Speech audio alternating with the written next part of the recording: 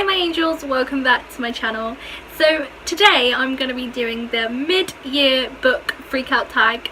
I want to do this now before I can't do it because I really love this tag. I love watching people do this tag. So yeah, that's what I'm going to do today. The question is the best book you've read in 2017 so far. Okay, so I would say the best book that I've read this year so far is What's a Girl Gotta Do by Holly Bourne.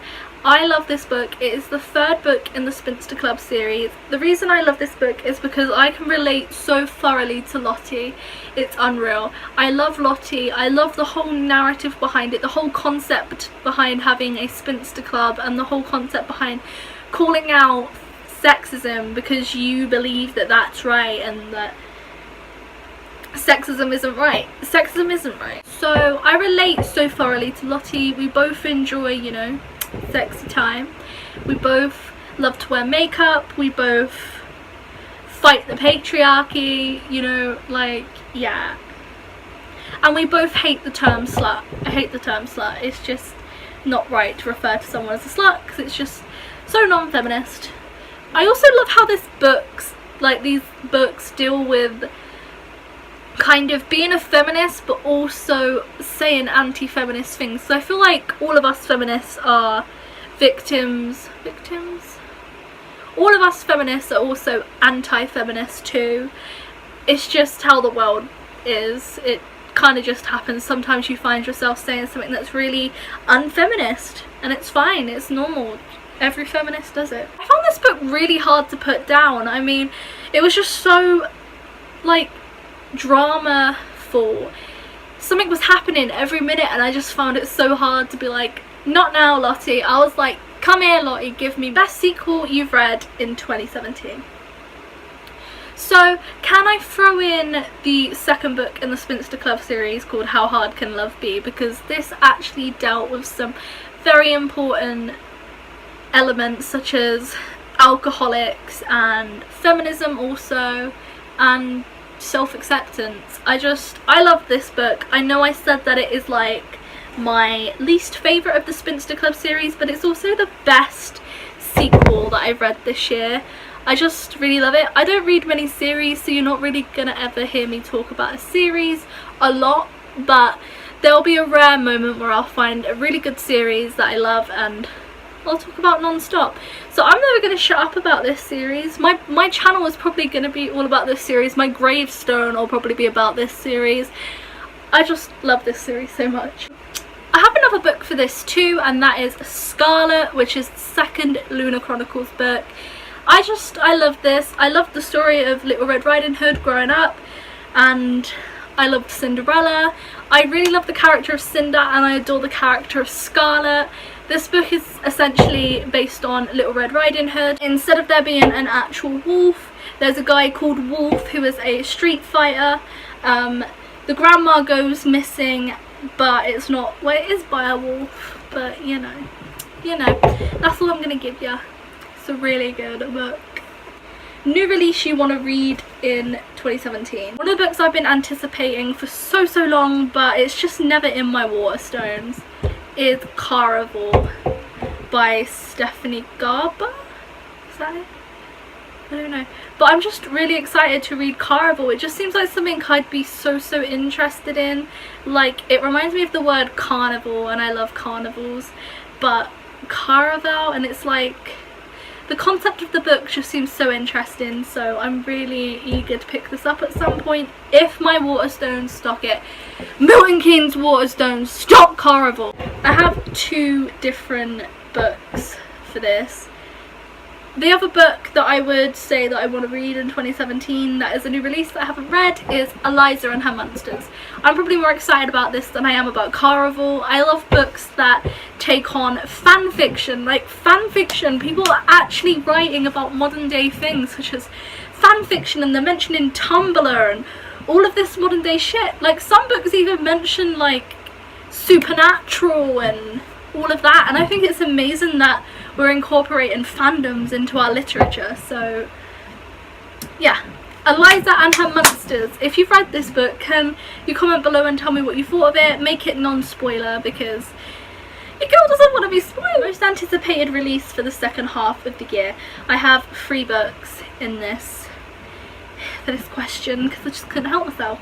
First one is They Both Die at the End. This book is so hyped on BookTube. Everyone that has an arc of this book are like, yes, this is so good, and everyone talks about it, and it hasn't released yet. I think it's releasing in November or October or September, one of them, but it is somewhere towards the end of the year. I'm so excited to read this. Like, it just seems so good. So it's about essentially this world where people are told when they're gonna die.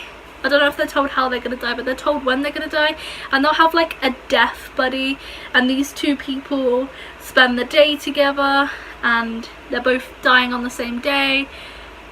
It just sounds so good. I can't wait.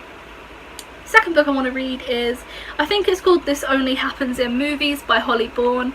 Obviously, now that I am on a Holly Bourne kick, like I'm loving Holly Bourne, I need to pick up her other books. I'm really excited to read her new one. It sounds like something that I'd be interested in. I haven't actually read the synopsis yet. I'm kind of just like picking it up because it's Holly Bourne and I enjoyed the Spinster Club series, so I feel like she can still rock my world with This Only Happens in Movies. So it technically sounds like a book about someone who finds love that is like the movies, I suppose. I don't know, it's inaccurate, but maybe Holly Bourne will make it accurate and make me like tropes that I don't like. So yes. I'm also anticipating, and I know this is babyish, but I love Jacqueline Wilson. She's coming out with a special Hetty Feather book. Hetty Feather is one of my favourite Jacqueline Wilson books. They're coming out with a Hetty Feather Christmas special. I haven't read up on what it's about. All I know is that it's Hetty Feather and it's a Christmas special. Biggest disappointment. I have 2 books for this. These were big disappointments for me. So the first one is All the Bright Places. I tried to read it, I tried to read the rest, and then I found out that one of the characters commits suicide, and it's not even like, it's like not even given a trigger warning. And I've already talked about why I hate All the Bright Places, so I'm not going to go into it, but I just don't like the tropes and I don't like the writing stuff. Second book I'm going to talk about is Windfall, and I've also already talked about why I hate Windfall because of the disgusting trope of girl falls in love with best friend. It's not disgusting, but it's just annoying and overhyped. So yeah, I don't like it. Newest fictional crush. We have 3 fictional crushes because your girl's a crusher. Reed from the upside of Unrequited. He's just such a sweetie, and him and Molly are so cute together. I feel like I ship it so much. But yeah, Reed is one of my fictional crushes.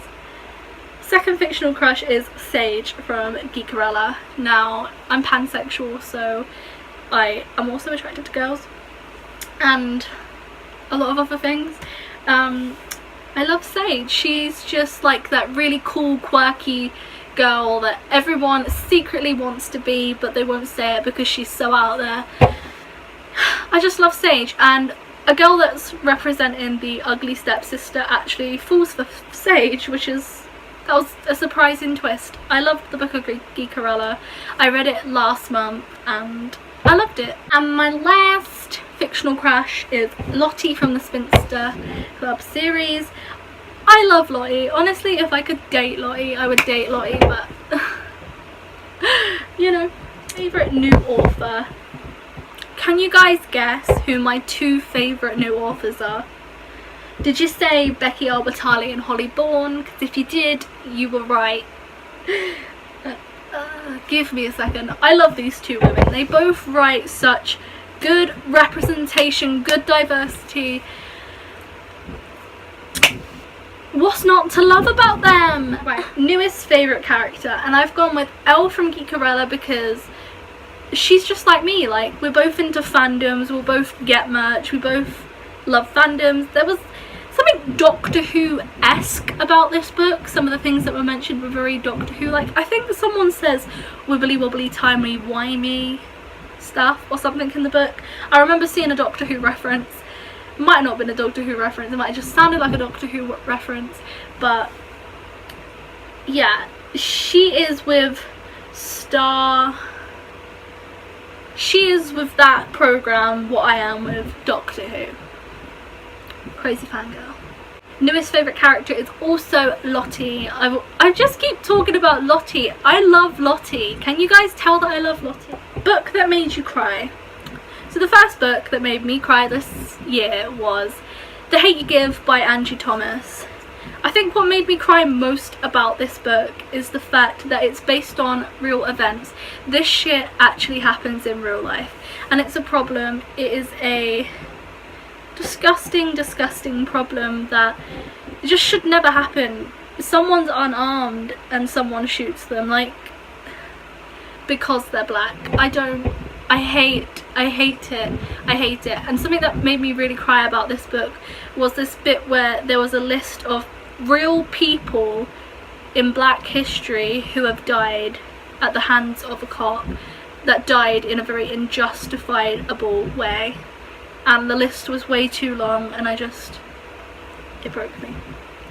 The next book that made me cry this month or year was Am I Normal Yet by Holly Bourne. I've mentioned this too much, but essentially it's about a girl who is in recovery for her OCD. I see a lot of myself in Evie. I don't have OCD, but I have depression and PTSD, so I totally get the whole recovery thing and relapsing and all of that kind of jazz that is in the book.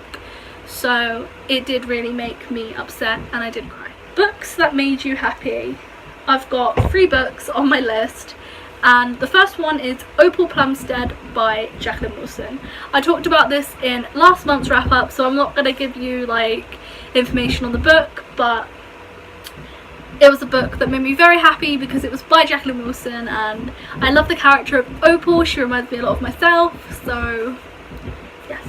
Lily Alone, again, already talked about this, so not going to go into it, but I love that book. It was just great to kind of relive my childhood and read Jacqueline Wilson books. So that's going to make me really happy. Really nostalgic, but very happy. And the last book here is the Spinster Club series.